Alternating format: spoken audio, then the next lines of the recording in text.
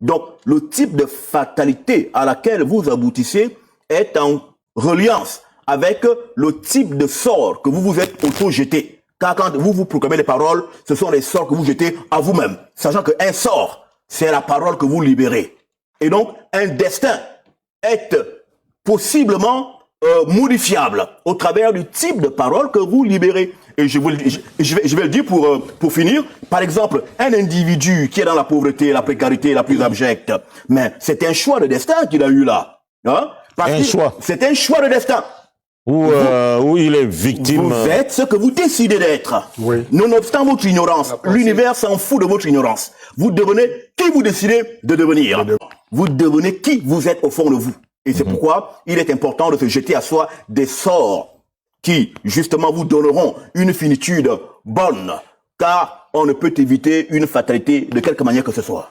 Attends, je suis un initié de haut rang. Maître Dokira, calmez-vous. La parole en soi est fatidique parce que quand je sors un mot, je ne peux plus le ravaler. Ça, c'est la fatalité. 1. 2. La création en soi est un acte de fatalité. Parce que lorsque Terry par le manifeste, son esprit a créé les univers et les multivers, c'était une action irréversible jusqu'à l'aboutissement justement de cette création.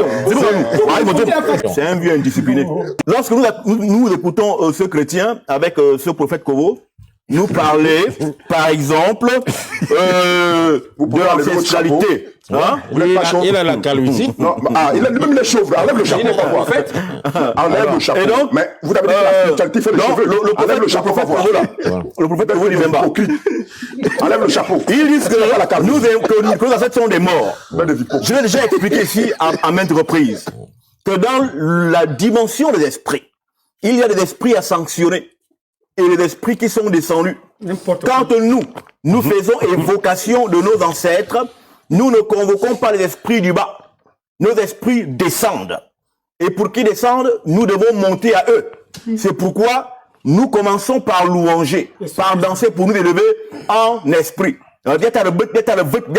Comme l'omvet, justement. Nous montons vers eux. Et nous nous rencontrons dans la dimension astrale. Là qu'ils descendent, nous nous rencontrons et ils échangent avec nous. Maintenant, les esprits qui montent de terre, ça c'est une autre catégorie d'esprits que nous ne fréquentons pas dans notre spiritualité. Il faudra que ces individus en face viennent à nous et que nous leur enseignions la mystique ancestrale, car dans notre ancestralité, nous y expliquons tout. Ce prophète congolais doit venir me voir. Viens à mon école. Enlève le chapeau. Je t'enseigne. Enlève le chapeau. Manque d'instruction mystique. Mesdames, messieurs.